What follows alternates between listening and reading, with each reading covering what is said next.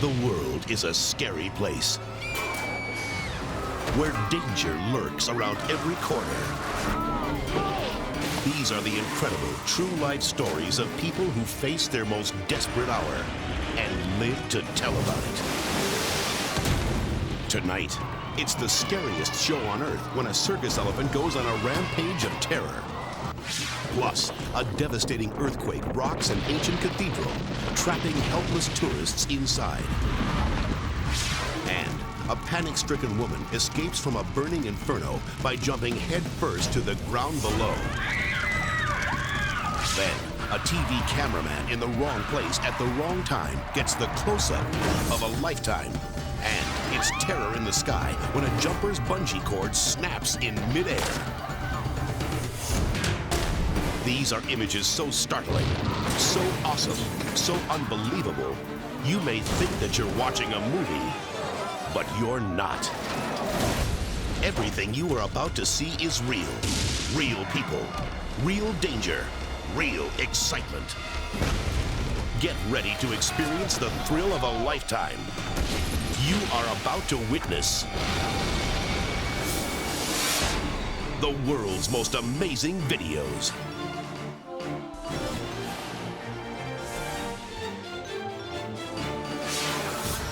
Bull riding, rodeo's roughest event.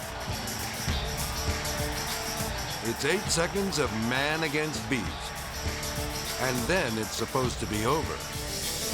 Meet champion bull rider Tough Hedeman. He's about to live up to his nickname.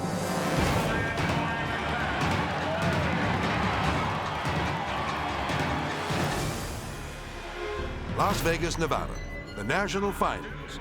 Tough is on Copenhagen Stinger, an animal so mean he's known as the Eliminator.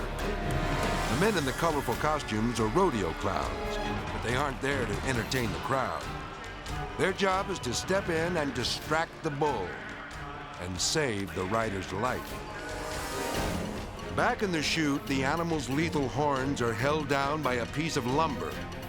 Tough straps himself in for the ride, his hand lashed tightly to the snorting beast. The gate is thrown open, and the bull barrels into the ring. Just seconds into his ride, Tough is thrown off. But his hand is still wedged between the twisted ropes. He can't get free. The bull spins around, battering him to the ground. Frantically, the rodeo clowns struggle to control the rampaging animal, but the bucking bull tosses them aside like rag dolls.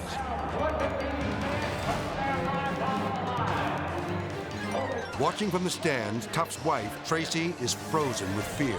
All of a sudden, things just kind of went from bad to worse. It was scary seeing him there and knowing I couldn't do anything. If Tough blacks out and falls beneath the bull's pounding hooves, he could be crushed to death. Almost 60 seconds have passed. Tough is conscious, but he is taking an incredible beating. When something lasts that long, of course, you just get into a panic state. I was just thinking, oh my gosh, he's never gonna get out of this. 2 rodeo clowns literally take the bull by the horns, while the other men pile on top of the wild animal. They are finally able to cut Tough loose. But no one in the arena knows how badly he is hurt. The shocked crowd holds its breath. Then a collective sigh of relief as the dazed and badly bruised rider staggers to his feet. I just was so exhausted that I could just barely stand up. Felt like I'd been hung up for 7 days and 7 nights. When it was all over with, then I just sat down and cried, just thinking, oh, it's okay. It was just a pretty eerie feeling that I just kept going on and on and on and on. The bull may have won that day, but this brave champion continues to ride the rodeo circuit. When the chute comes open, it's a feeling that it never changes. It just, all of a sudden you go from being perfectly still to all hell breaks loose. For him, when the going gets tough, Tough gets going.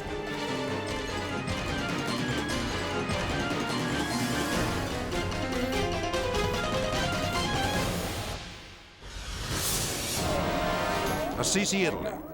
Residents try to rebuild their lives following a devastating 5.5 earthquake. Construction crews work to secure the crumbling framework of the world-renowned St. Francis Basilica and the priceless 13th century frescoes that line the fractured walls of the church's interior.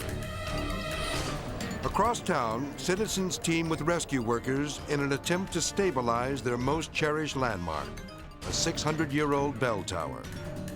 The quake has left the massive structure wobbling precariously atop the crumbling pillars.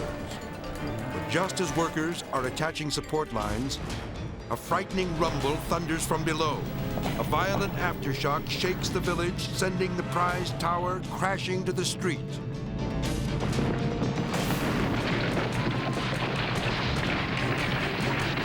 Back at the Basilica, the shockwaves strike. Terrified workers race for the door as the ceiling begins to collapse.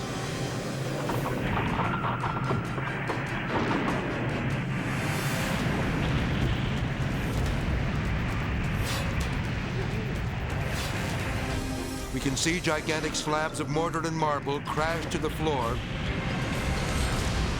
as the church is engulfed in a cloud of dust. Medical teams rush to the scene as the people inside struggle to free themselves from the rubble. Villagers will spend several months and millions of dollars recovering from this violent quake. Tragically, no amount of money can ever replace the precious works of art that were destroyed by nature's awesome fury.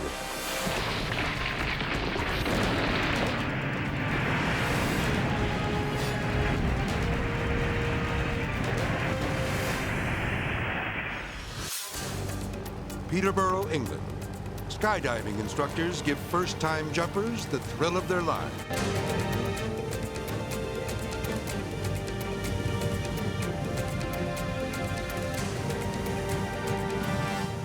The students even get a souvenir video shot by this helmet camera that captures every heart-stopping moment. At 13,000 feet, jumpers take the plunge, attached to their instructors. Instructor Mike Smith is strapped to the back of his student, Richard Maynard. He shouts out last-minute advice. They jump, followed closely by Ronnie O'Brien, who is shooting this video. It's a picture-perfect dive. When Mike pulls the first of two ripcords, there's big trouble. The chute snaps upward and its ropes wrap around Mike's neck, choking his windpipe and rendering him unconscious. The panicked student can't find the emergency ripcord. The men spin out of control, hurtling toward the earth at more than 250 feet a second. Meanwhile, Ronnie, who has been videotaping all this from a few hundred feet above, swoops into action. Knowing that they only have moments to open the second chute, he plunges toward his fellow jumpers. Ronnie grabs for the ripcord, but he can't reach it. And I was probably about 6 seconds away from the ground. Down to his last chance, Ronnie grabs and pulls. Mercifully, the chute deploys and the men are spared. It was only after watching the tape and seeing the rope wrapped tightly around his neck that Mike understood the full magnitude of Ronnie's heroics. If Ronnie hadn't been there, then both Richard and I would certainly have died.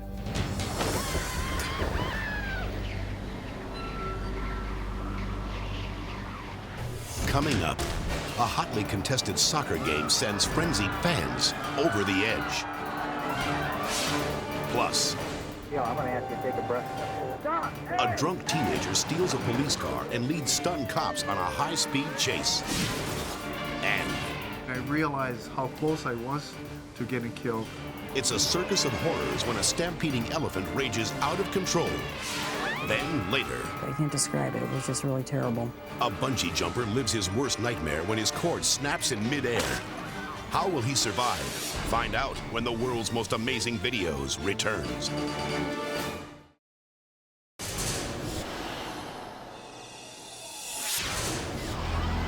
Chicago, Illinois. A fire has turned an apartment building into a raging inferno of smoke and flames. Annabelle Perez pleads helplessly from her third-story window. But she is concerned with more than just her own safety. She is 7 months pregnant. She and her husband, Noel, are trapped inside. gasping for air and desperate for a way out.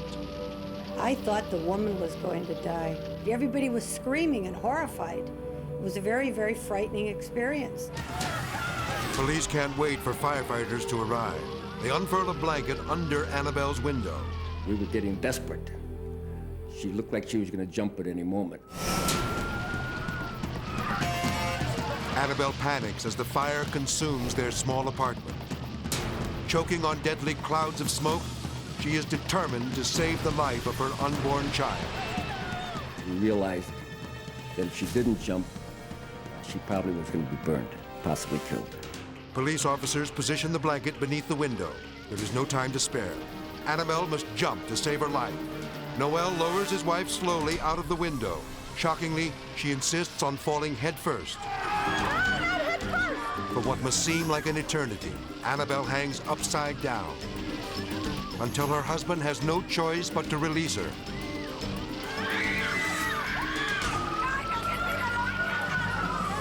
The police grip the blanket tightly, but the impact is so severe, she smashes right through it and into the sidewalk. She landed with such force that she literally ripped the blanket out of our hands, so we didn't actually catch her. We just broke the fall. Firefighters begin to move a ladder into position for Noel, but the heat is too intense for him to bear. He jumps and makes it safely to the ground below. But Annabelle's condition is critical. She is rushed to the hospital, fearing for the life of her unborn child.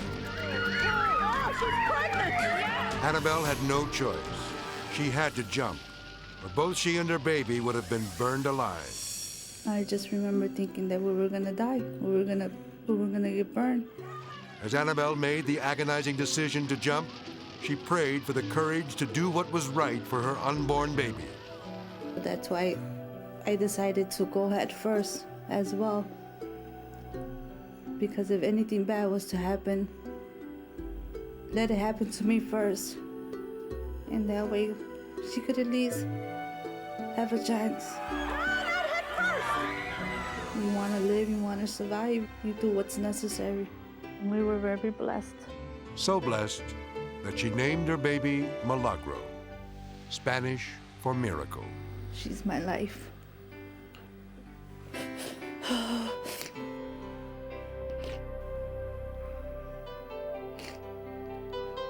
She's my best friend. I could go through anything as long as I have her on my side.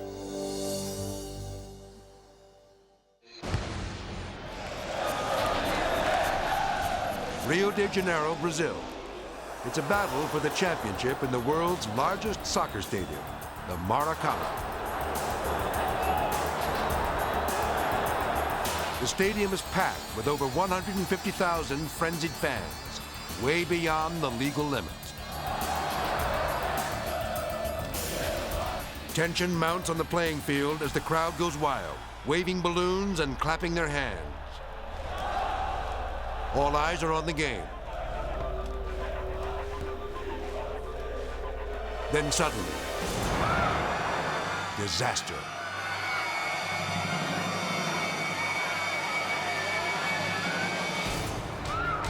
Pandemonium reigns as the railing collapses, sending 50 petrified fans over the edge. Some hang on for dear life, while others plunge 25 feet, slamming into the stunned spectators below.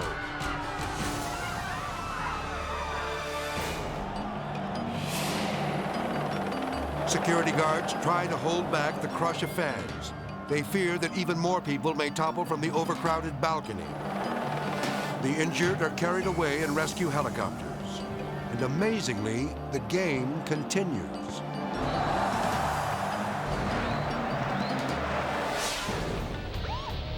Grand Rapids, Michigan. When state patrol officers pull over a car for not having its lights on, they find a drunk teenager at the wheel. Yeah, I'm gonna ask you to take a breath test. The 17-year-old girl is intoxicated and taken into custody. Her hands are cuffed behind her back in what seems like a routine arrest. Then she's put into the back seat of the patrol car. I'm a peace officer. You are under the arrest and offense of operating a vehicle while under the influence of intoxicating liquor. You understand what I read to you? No. Which part didn't you understand? Can you repeat it all, please? While the girl's passenger is being questioned, the officers don't notice her climbing into the front seat of the patrol car.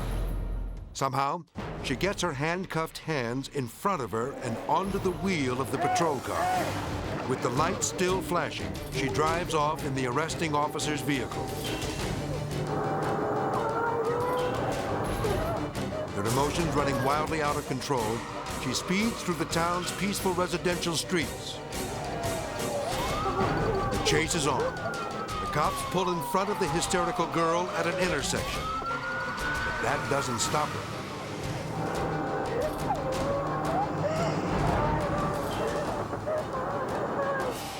In a daring effort to keep her from getting on the interstate, the police sideswipe her vehicle to try and push it off the road. It doesn't work. With the cops in hot pursuit, she speeds onto the highway. The girl barrels down the road at more than 100 miles an hour, with the police close on her tail. Remember, she's still handcuffed. Determined to stop her before the chase ends in tragedy, the police surround the hijacked patrol car and box it in against the guardrail.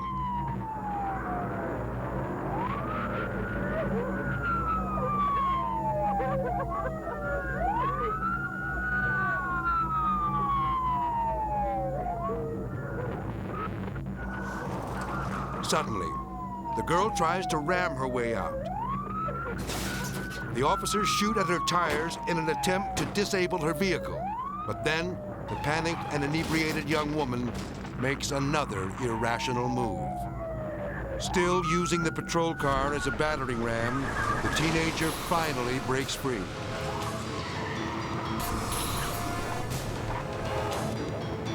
Though badly damaged, her car starts weaving dangerously down the highway.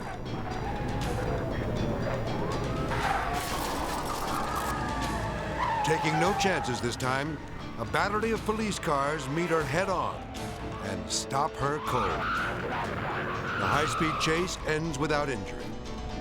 The teenager is arrested on charges that include drunk driving and resisting arrest. Her joyriding days are over. Next up, I kept saying, am I going to die? And they didn't really answer me. a skier takes a bone-crunching fall down a 1,000-foot mountain. Plus, I've never been that scared before. panicked circus fans run for their lives when a deranged elephant goes berserk. Then later, what's this going to cost me? A hidden camera catches a cold-blooded husband hiring a hitman to murder his wife. He's sitting here talking about having me killed, like he's talking about the weather. When the world's most amazing videos returns.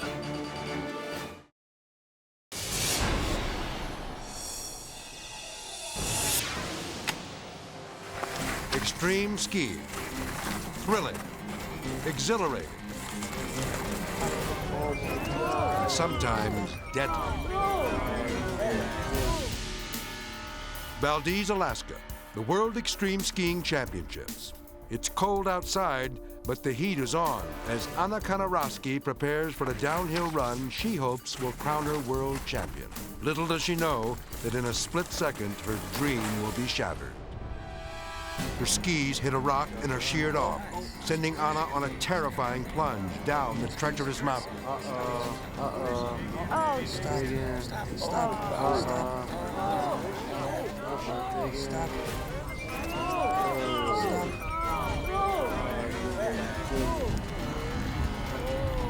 Just as the slope begins to smooth out, she takes one more painful blow.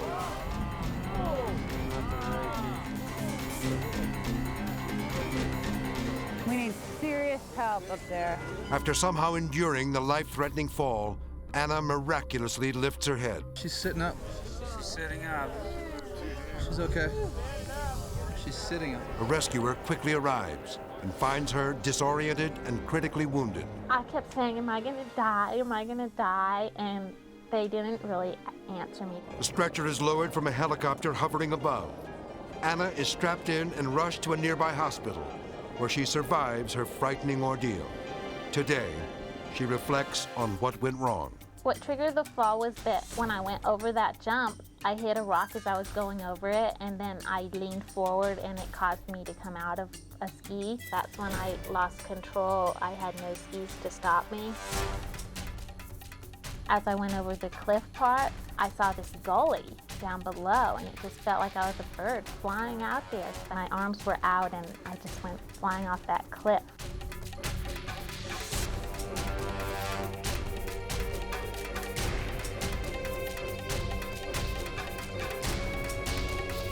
I was trying to stop the whole time, but I couldn't stop. It was so steep, there was no way to stop.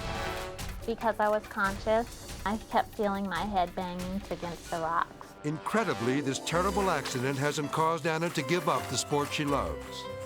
But each and every day, she is thankful to be alive. I definitely feel lucky because when I fell over that cliff, I was really scared and I thought I was gonna die.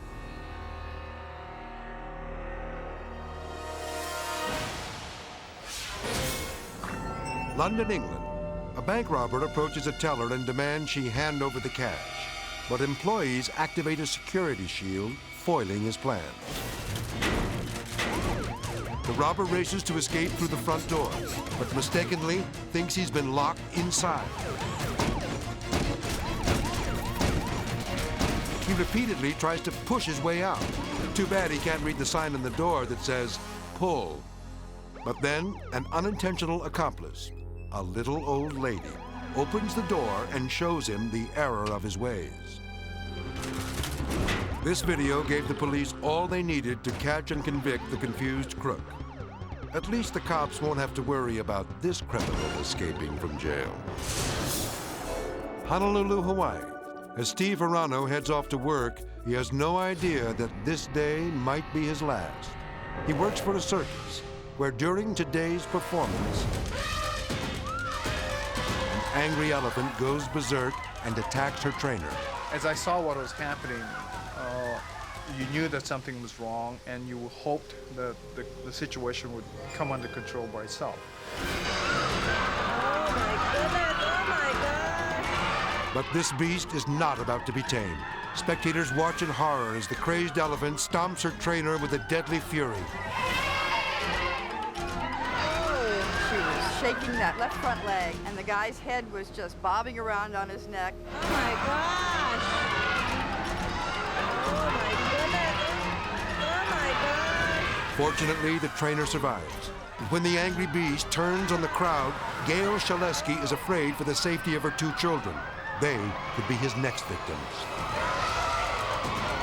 There was a lot of screaming and yelling, grown men pushing women and children to beat a pathway to the door. People started to climb up the stairs or climb up the rafters in terms of just moving away. Gail's two daughters are panic-stricken. People started to scream and yell and run out the doors. I've never been that scared before. But then, an unlikely hero summons the courage to step forward. It's Steve Hirano. Steve's not a professional animal trainer, but he knows he has to do something. I think the thing that went through my mind was just keeping the audience calm and not having them run into the arena or run out of the arena to create some sort of disturbance where the elephant would follow after them.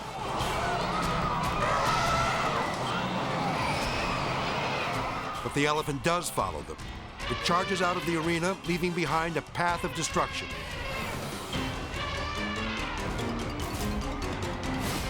Now outside, it crushes everything in its way. It tramples a sport utility vehicle. Then it attacks another trainer. Watch out, Bronte! Run! The trainer runs, but can't find a way out. Finally, he manages to escape. The police car tries to corral the rampaging animal. But it's no use. Now it's the cops who must flee for their lives. As the patrol car barrels through an open gate, Steve arrives on the scene. In a daring attempt to contain the uncontrollable elephant, he makes a last-ditch effort to shut the gate. But a chain-link fence is no match for this raging beast. She was getting into a position as if she were getting ready to crush me. And I realized how close I was to getting killed. Fortunately, the police are able to distract the enraged elephant, but it continues its reign of terror. As drivers escape their cars, one woman is trapped inside, directly in the elephant's path. Authorities have no choice. Sadly, they must stop the demented animal at all costs.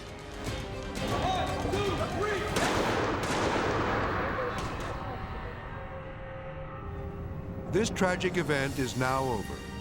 Many owe their thanks and their lives to the courage of one heroic man. You look back at it and reflect on it, and I'm just glad to be here alive today. Up next, a fireworks show explodes on the ground, sending spectators running for their lives. Plus, a farmer tries to bulldoze a silo and ends up buried in a pile of rubble. Then later, a bungee jumper faces what could be his final moments when his cord suddenly snaps in midair. When the world's most amazing videos continues.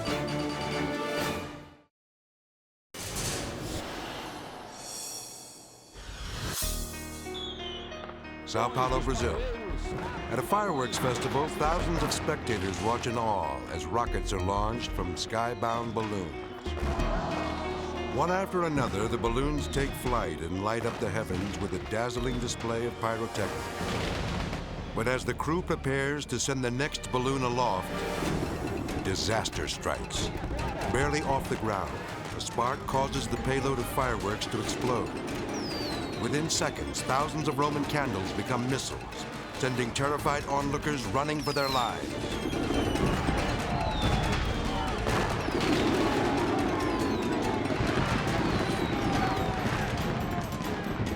Just when it appears that the crisis is over, flaming pieces of rubber from the burning balloon rain down on crates of nearby fireworks, setting off even more explosions. The fiery torpedoes strike the stampeding spectators. Thankfully, no one is killed. But the people at this festival will never forget just how dangerous fireworks can be.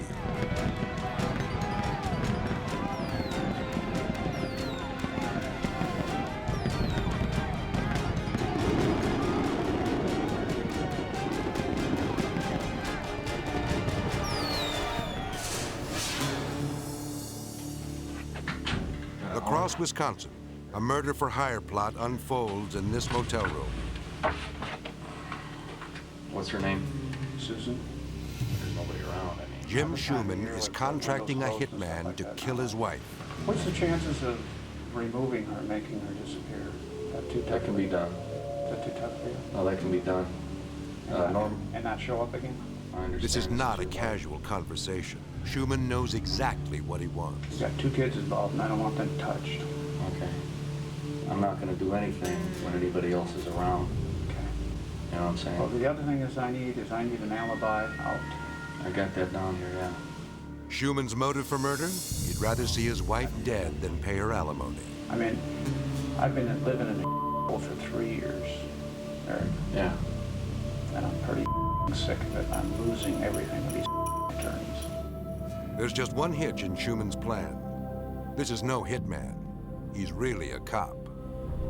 I've been working undercover as a hitman for about the last 5 years. When Mr. Schumann came into the hotel room, I was taken aback by how clean-cut and well-dressed and well-spoken he was.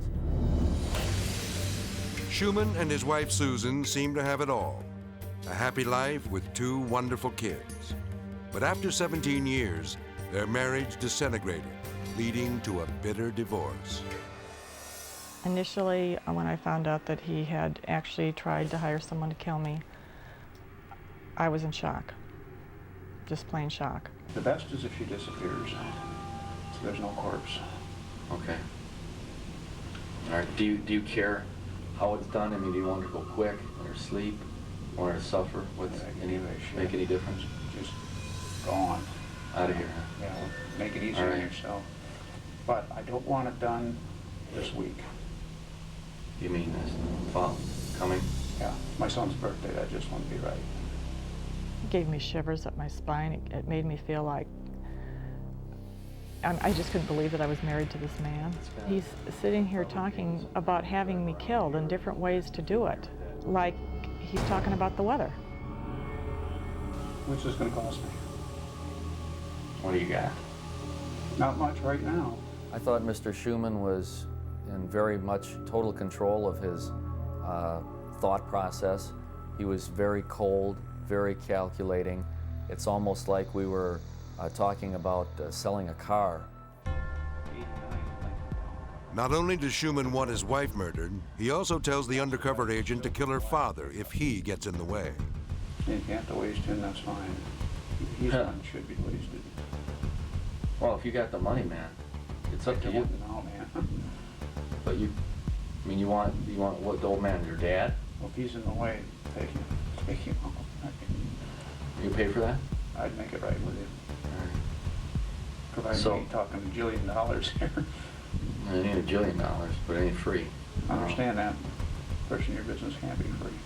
The undercover cop asks for some expense money to get things rolling. I mean, coming up here is costing me, you know, gas, hotel and stuff. I mean, I'd look at least to cover my expenses, you know, for this trip up here. I'll tell you what, I'll give you all the cash I got on me right now, which ain't much, but I'll get you some more. What do you got? I got a hell of a lot with me right now. I'm just absolutely burnt out with attorneys and stuff, but I can get you some cash. That's not the end of the world. Mr. Schumann actually hired me to kill as many as 8 people. He told me that if these hits went well, I could make a handsome living. Suddenly, this man who would rather see his wife dead than pay her alimony now has plenty of money to spend on multiple murders. You know, I can tell you what I've done it for in the past. Okay? Hey, don't tell me. I usually go 10 grand ahead. Okay? Is that all right with you? Mm-hmm. It's unbelievable that someone that you've been with for that many years is capable of doing that to you and is capable of having no conscience, having no feelings. It's the only way I can do it, I think, at this point. I mean, she's ruining everything. That's fine with me, okay? I mean, you don't care. You're That's not, right, I'm in it for, you know, money. But, you know, I'm going to consider it as of right now, you know, I'm going forward with this. 1 week later, police arrest Schumann after he gives the undercover cop a $1,500 down payment. He is later sentenced to 35 years in prison. Ursa, Illinois. Farmer Stan Frazier has an old silo he needs to get rid of to make room for his new crops. Looking to save a few bucks, Stan wants to use dynamite to blow up the silo. His wife, Diane, does not approve. We know some people that do a lot of blasting. He said, just go get some dynamite, blow it up, pick up the bricks, and go. Do not do this. So Stan comes up with a new plan. He's going to thread some chain through holes in the lower level of his silo and pull the bottom out. The top will surely follow. Or will it? We have a minor difficulty. But things don't go according to plan. He pulls out the foundation, but the silo's still standing, and it's extremely unstable. To me, it was just going to fall down and we were all going to go home and eat lunch. But that isn't what happened at all. Then Stan's dad, a lifelong farmer, has an idea. Since the silo is already leaning, he tells Stan to get in his bulldozer and give it a little push. But Diane fears for her husband's safety. I've got 2 kids. God didn't make me to be a single parent. Don't do this to me. What are you doing? By the time Stan puts his bulldozer in gear, it's too late for Diane to stop him. She can only watch as things get worse. A lot worse.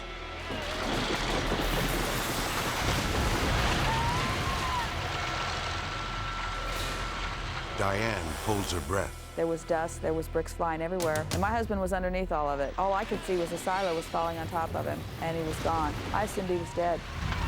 The bulldozer is buried in the rubble, and there's no sign of Stan. But then, to everyone's surprise, he emerges unhurt.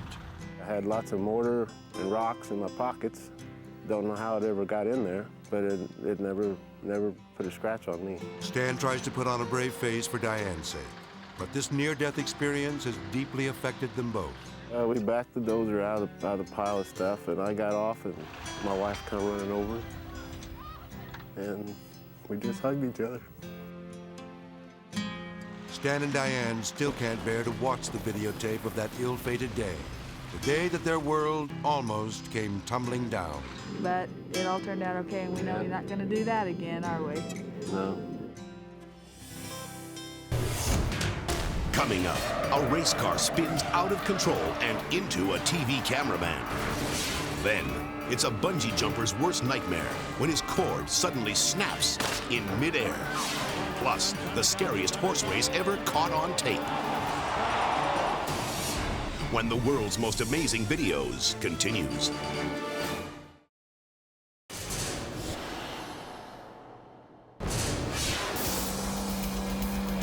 Canberra, Australia.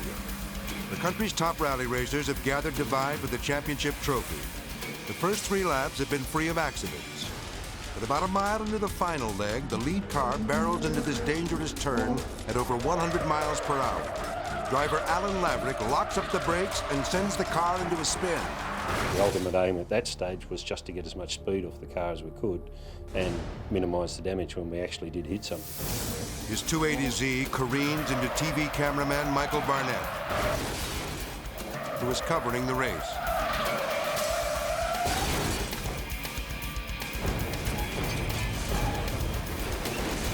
As soon as the car came to a halt, I looked around to see what the problem was, and there was his body lying on the ground beside the car.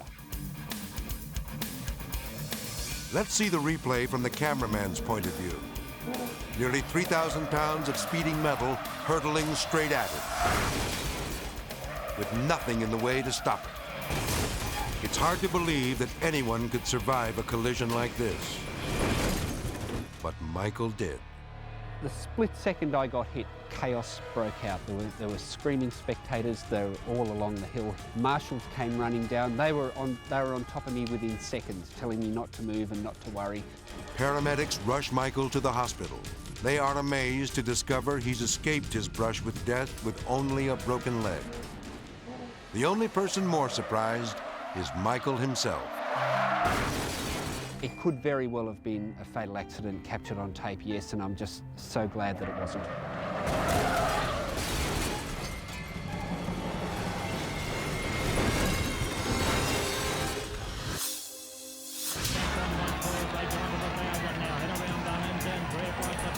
Forbes, Australia. It's the last lap of the last race of the harness racing season. It's been a perfect accident-free year. No riders or horses have been injured. But as the horses head into the backstretch, that clean record is about to become a thing of the past. At the 600, she's a problem. Just a leader from Brooks, Fly Warrior and Senegal. It's done it. Oh, he's trouble in the last. All sorts of problems there. That horse is buckled and gone down. She's a problem. Horses and drivers everywhere. And what's left? There's nothing left. Keep your eye on the inside horse at the front of the pack. Ironically, her name is She's a Problem. She's a Problem becomes a big problem when she trips and topples into the dirt. The mishap starts a frightening chain reaction as 10 horses go down. The carriages crash to the ground as drivers lie in fear of being trampled to death. Medical personnel rush onto the track. They are relieved to find that no riders or horses have been seriously hurt in the pileup. And everybody wants you to keep off the track, please, and allow the officials to do the job they have to. For this track, the dream of an accident-free season has gone up in a cloud of dust.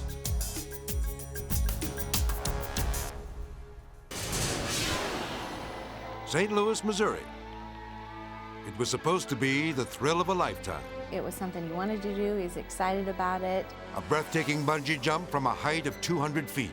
You just assume it's going to be safe because otherwise they wouldn't let him do it. But in one split second, the ultimate thrill became the ultimate in terror.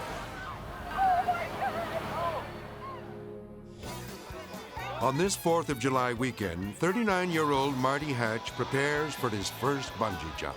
He arrives early, the first jumper of the day. We had a whole group of people coming down because Marty had let the word out that he was going to do this bungee jump, and there were some circulars going around, and we were doing his last will and testament and just having a lot of fun with it. After Marty steps into the bungee cage, he is hoisted into the air. It just kept going up and up, and I thought, my God, look how high up that is. The cage reaches its maximum height, looming 10 stories above the fairgrounds. All of our friends, we were all down below, looking up at him and chanting, jump, jump, jump.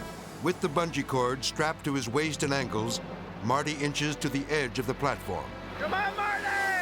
He received some final words of advice from his instructor, but nothing could prepare him for what happens next.